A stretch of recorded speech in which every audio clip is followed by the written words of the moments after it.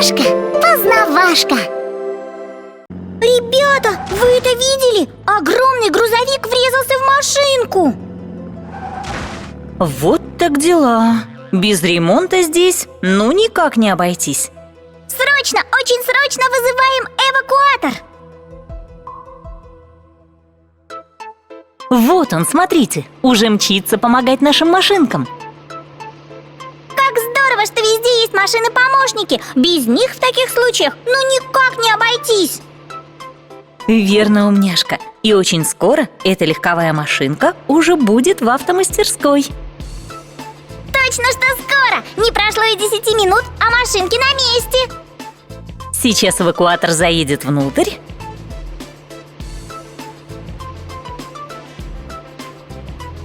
Оставит там легковой автомобиль и отправится помогать фуре. Как это помогать фуре? Вы ее видели? Да она в 5 раз больше эвакуатора. Ну, конечно же, больше, умняшка. Но это не меняет наших планов. Сейчас и фура будет в мастерской. Невероятно! И как это у него получается? Он предназначен для этой работы и очень любит ее выполнять. Да уж, это я поняла. Спасибо за доставку, эвакуатор. Машинки на месте, и сейчас мы займемся их ремонтом. Ну что ж, давайте начинать. Ремонты я очень люблю. И первым делом проверяем мотор. Как много пыли! Очищаем.